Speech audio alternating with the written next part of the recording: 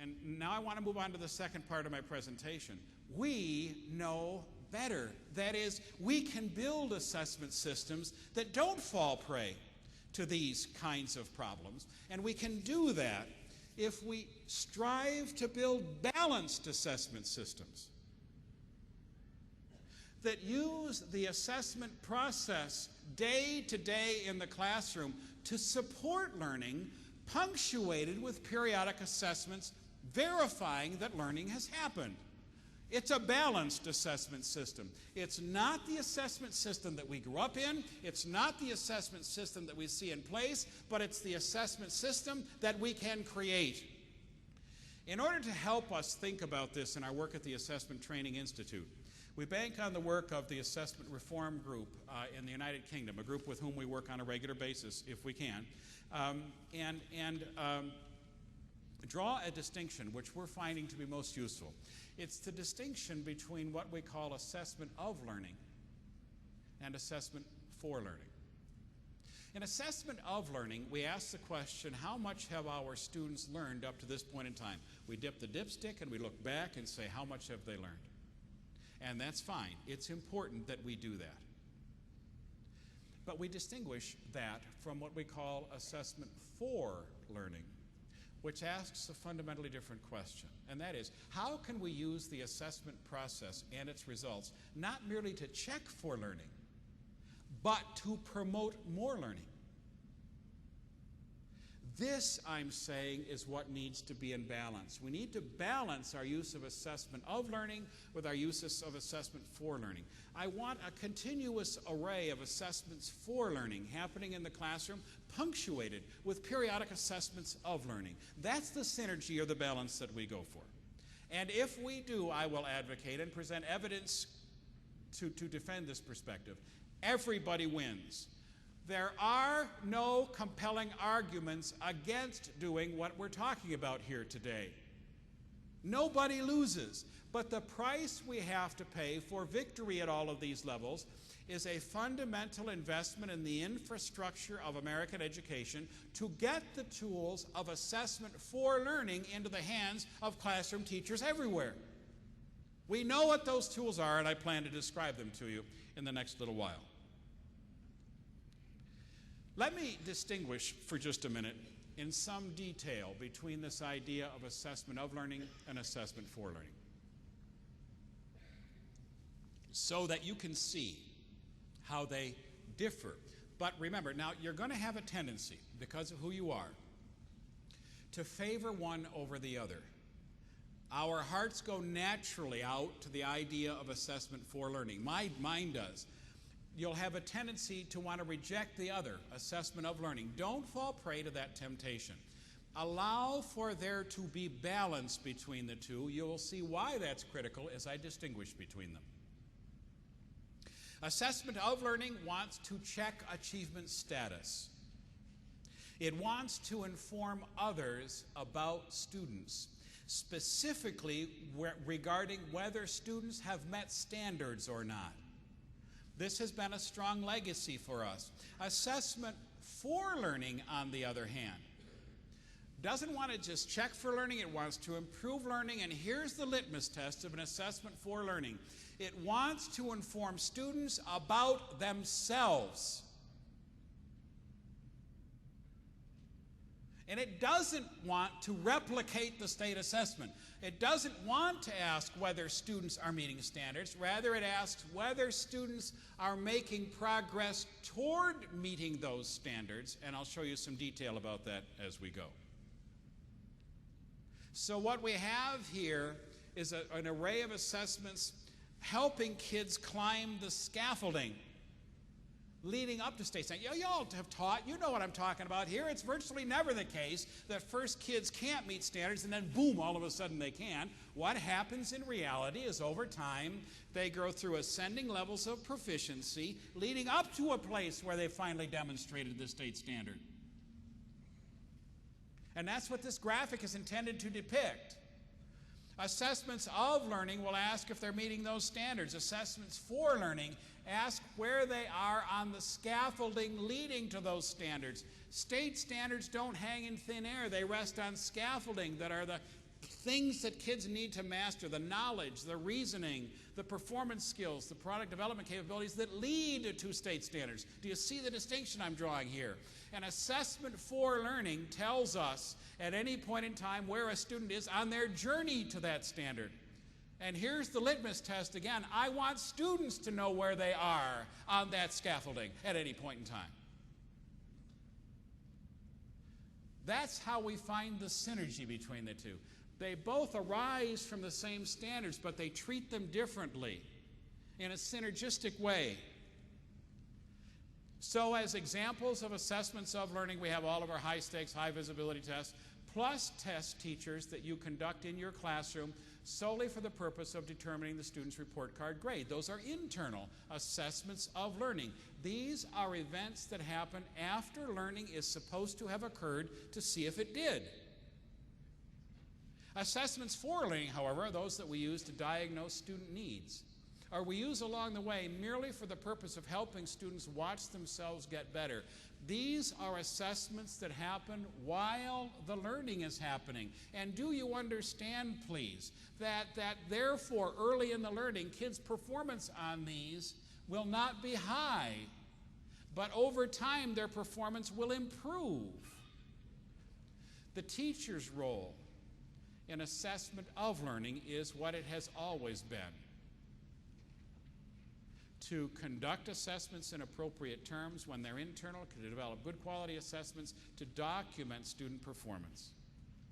The student's role in assessment of learning is what it's always been: strive for the highest score, strive to demonstrate competence.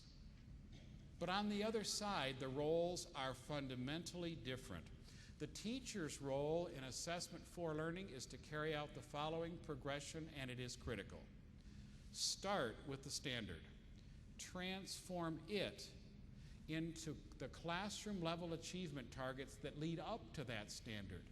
Now, step 3 is critical.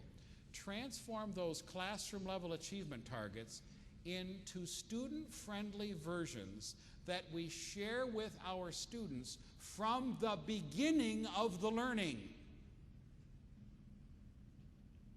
Transform those into high-quality classroom assessments and engage students as partners in the use of those assessments over time so they can watch themselves get better. The student's role is to strive to understand what success looks like. They need your help to do that. And to use each assessment to understand how to do better the next time. Surely you can understand that carries with it the assumption that there will be a next time in the progression of learning, getting better over time. See, I want students inside the system as players, having access to the dependable evidence they need to make their instructional decisions in a healthy and appropriate way.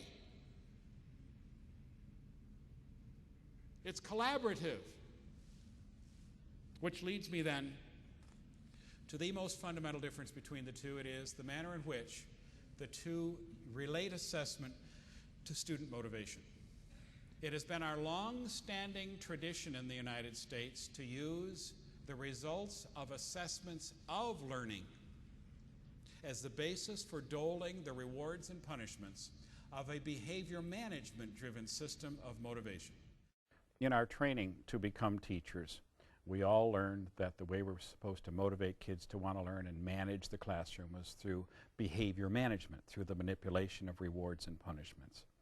We all remember our introductory ed psych professor telling us that the way you cause all kids to want to learn is by reinforcing academically responsible behavior and punishing academically irresponsible behavior. And that's the way you control the learning environment. But unfortunately, what we all learned in the first week of our careers was that the world is somewhat more complicated than that. That means some kids responded to those kinds of things and some kids just didn't. And so what we began to realize early on is that we needed to think more deeply about the relationship between assessment and student motivation. How many of y'all want your brain surgeon operating the way brain surgeons did 50 years ago? Why not?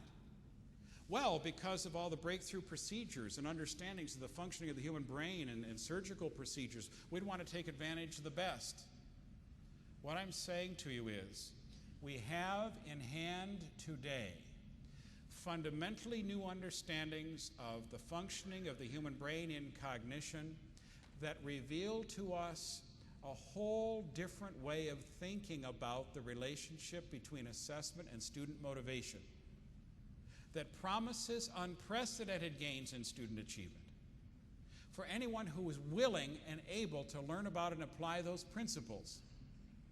As evidence of this, I will cite 4 databases providing compelling evidence of the impact of the manifestation of these principles throughout the learning environment on student achievement. Now, I said that just the way I intended to. To the extent that these principles permeate a learning environment within a school building, within a district, these achievement gains are available. These achievement gains are not available if 1 or 2 teachers do it some of the time. There's got to be a commitment to these principles throughout the learning environment. The first database that I cite is the work of Professor Bloom and his associates in the Mastery Learning work back in the 1970s, where if you go back and read the original research, what you find is that the early Mastery Learning classrooms made extensive use of the assessment for learning process, the classroom assessment process, to support learning. Now, they didn't call it that, and it wasn't labeled that way, but if you go back and read the original work, there was an extensive use of the classroom level of assessment to support, not merely check for student learning. And they report achievement score gains related to that kind of work of between 1 and 2 full standard deviations gain in subsequent performance on standardized tests. What I want you to notice is the asterisk here associated with that first database, bringing Professor Bloom and his students to the conclusion that the implementation of these principles as a matter of routine will rival in its impact on student learning the implementation of one-on-one tutorial instruction. I know of no other school improvement innovation that can make that claim. The second database comes from a comprehensive international research literature review of over 250 studies from around the world conducted by 2 professors at King's College in London, Paul Black and Dylan William, leading them to the conclusion the application of the principles of assessment for learning, the effective use of classroom assessment, will yield achievement score gains of between 1 and 2 full standard deviations, with the largest achievement score gains coming for perennial low achievers. So if the issue is closing achievement score gaps, here's what happens. The entire achievement score distribution, Black and William tell us, shifts upward on this order of magnitude, with the largest gains coming at the bottom of the distribution. So the entire distribution shifts up and compresses up from the bottom. Think achievement score gaps reducing. I know of very few school improvement innovations capable of presenting compelling evidence of actually having closed some achievement score gaps somewhere. The third database comes from the work of Sam Meisels and his associates at the Erickson Institute in Chicago, in which they involve students deeply in the performance assessment process and reveal achievement score gains of between 3/4 and 1.5 standard deviations. And then most recently, a report coming out of the TIMS network, the International Assessment Network, Mike Rodriguez at the University of Minnesota reporting achievement score gains on the TIMS of between 1/2 and a full standard deviation directly attributable to the effective use of the classroom level of assessment. Ladies and gentlemen, those are unprecedented achievement score gains. I'll stack this school improvement innovation up against any place, anywhere in the world, and it will win in terms of its expected impact on student learning. There is no question about what will happen to student learning, especially low achievers, when these principles are applied. Just so you can understand what this kind of stuff translates into in real test scores terms, if you raise student test scores 1 standard deviation and map that on a percentile score scale, and a norm reference standardized test, we're talking about an average achievement score gain of 35 percentile points. An average gain, for example, from the 50th to the 85th percentile. 2 to 4 grade equivalents. 1 standard deviation on the college boards is 100 points. 1 standard deviation on the ACT composite is 5 points. All of this is readily available with the manifestation of these principles. It's time for us to stop trying to motivate students the way people did 50 years ago. We know better today. Let me show you what I'm talking about. Now, I just want to be clear about why this is critically important, and it goes back to my theme of student involvement in the assessment process. Let's be clear about who's in charge of the learning. It's the learner that's in charge of the learning. And so if students don't feel able to learn, there isn't going to be any learning. The driving question then has to be, how do we use the assessment process and its results to help our students want to learn? It turns out we have some wonderful answers to this question. In our work at the Assessment Training Institute, we've identified 7 specific strategies for using assessment for learning. Those strategies have the effect of helping students to understand what good work looks like, helping them compare their work to that standard of excellence so the differences between the two become clear to them, and help them understand how to close the gap between the two. Our 7 strategies are these. First of all, we ask teachers to provide students with a clear, student-friendly version of the achievement target from the beginning of the learning. No surprises, no excuses. Secondly, we ask teachers to provide students with samples or models of work, both strong and weak work, so that they can have a basis for watching their work grow along that continuum. Strategy number 3 asks that teachers provide students with continuous access to descriptive feedback on their work so that they can understand how to do better the next time. Strategy number 4 asks teachers to teach students self-assessment so they can learn to monitor the quality of their own work and set goals on the basis of their self-assessment so they can be in charge of what comes next, at least to some extent. Strategy number 5 asks teachers to build instruction around one facet of quality at a time so as to not overwhelm students with too much to learn at one point in time. Strategy number 6 asks teachers to teach students focused revision, that is, how to improve the quality of their work one facet at a time. And strategy number 7 asks teachers to teach students self-reflection so that they can keep track of the development of their own capacities, of their own changes in their own achievement over time, and so they can learn to share information about that progress with others as appropriate. In the constellation of these 7 strategies, the effect is to bring students inside of the assessment, record-keeping, and communication process in ways that set them up to be in control of their own academic success. That's a confidence builder. And it's these kinds of practices that have led to the remarkable achievement score gains revealed to us in the research. It is our position at the Assessment Training Institute that the time has come to fundamentally rethink the role that assessment plays in the development of effective schools. We've got to move beyond thinking that the path to school improvement is paved with a better standardized test. I acknowledge the role of the standardized test. Fine. Let's get beyond it now and start thinking more deeply about policy that balances assessment of learning and assessment for learning, about local assessment systems that meet all information needs.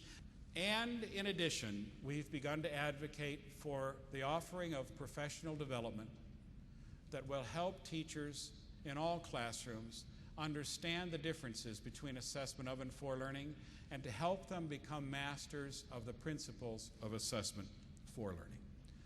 This is the balance that we seek. The assessment environments we create for students do make a difference. Our hope is that this presentation has stimulated your thinking about your own assessment environment and has provided some direction in what you can do to improve it so student learning can benefit. There's one final question to consider to help do just that. As a result of watching this presentation, what actions do you want to take to improve the quality of your own local assessment system? We hope that your consideration of these questions will continue in your school or district and help you achieve balance and excellence in assessment.